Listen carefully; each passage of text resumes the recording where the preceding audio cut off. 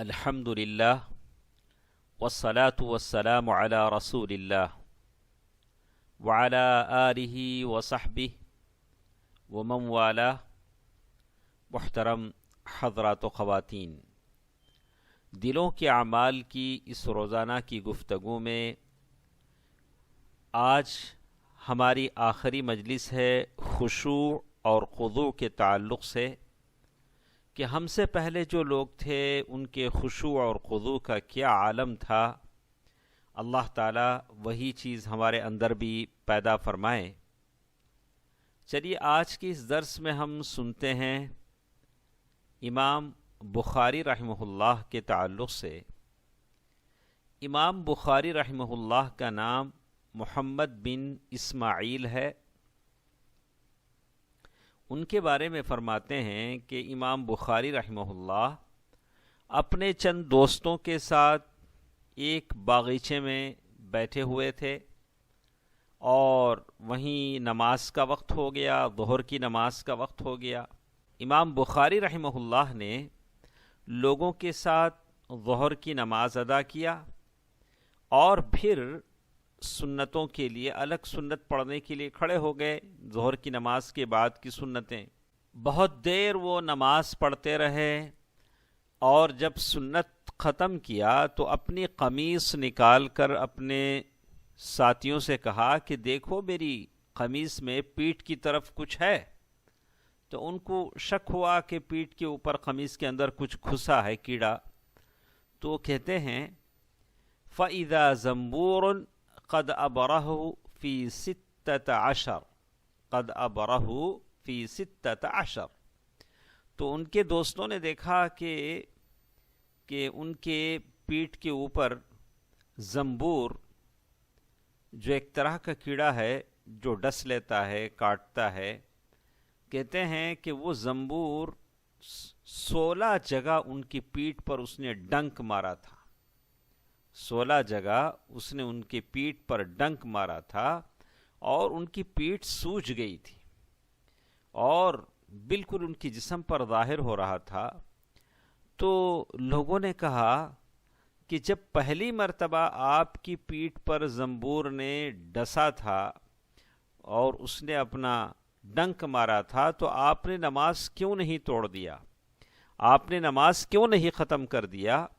تو انہوں نے کہا کنت فی سورۃ فاحببت ان اتمھا، میں ایک سورت پڑھ رہا تھا، میری خواہش ہوئی کہ اس سورت کو ختم کر دوں، تو میں نے اس زنبور کے ڈسنے کا کوئی لحاظ میں نے نہیں کیا. خشوع اور خضوع کا یہ عالم تھا کہ نماز میں جب کھڑے ہو جاتے تھے تو کیا کچھ ان پر گزرتا تھا اس کا کوئی پتہ نہیں چلتا تھا. کرز بن وبرہ ان کے بارے میں کہتے ہیں کہ جب وہ نماز میں داخل ہو جاتے تو بالکل نہ سیدھے طرف دیکھتے نہ بائیں طرف دیکھتے اور بالکل خاموشی کے ساتھ ٹھہرتے، اور عالم یہ تھا کہ نماز ختم ہو جانے کے بعد بھی کچھ دیر تک وہ بات نہیں کر سکتے تھے.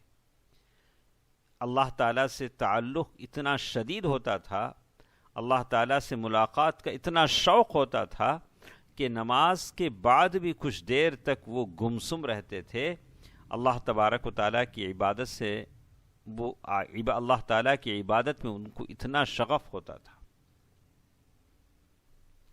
اسی لیے امام ذہبی رحمہ اللہ فرماتے ہیں ہَكَذَا كَانَ زُهَّادُ السَّلَفُ وَعُبَّادُهُمْ، اسی طرح ہوتے تھے پہلے لوگ جو زاہد تھے، اللہ تعالیٰ کی عبادت کرتے تھے، ان کے اندر اللہ تعالیٰ کا ڈر ہوتا تھا اور خشوع اور خضوع ہوتا تھا.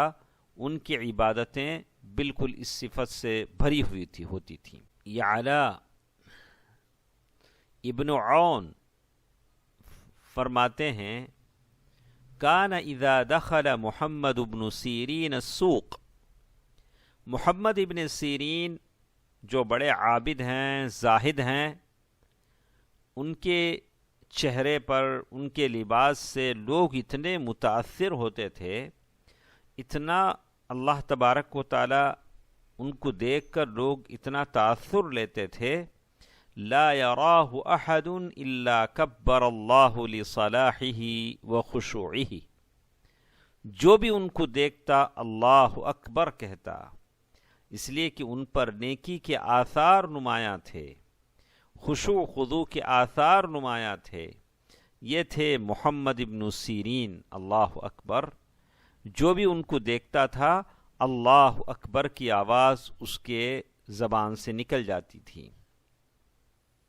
اسی لیے کہتے ہیں کان محمد ابن سیرین قد اعطی ہدیا وسمتا وخشوعا، محمد ابن سیرین کو اللہ تعالیٰ نے وہ خشوع خضوع عطا فرمایا تھا کہ بے ساختہ لوگ ان کو دیکھتے تو اللہ اکبر کہہ دیتے، زبانوں سے اللہ اکبر نکل جاتا، یعنی وہ اتنا متاثر ہوتے ان کی صلاح سے، ان کے تقوی سے، کہ وہ ظاہری شکل و صورت اللہ تعالیٰ نے ان کی اتنی مقبولیت اللہ تعالیٰ نے ان کی لوگوں میں پیدا کر دی تھی۔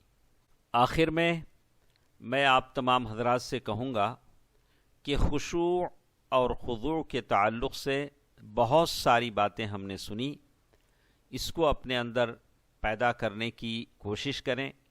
آج ہماری زندگیوں سے جو برکتیں اٹھا لی گئی ہیں، ہماری جو دعائیں قبول نہیں ہوتی ہیں، اس کا سب سے بڑا سبب یہی ہے کہ ہماری نمازیں خشوع خضوع سے خالی ہیں، ہماری دعاؤں میں خشوع خضوع نہیں ہیں۔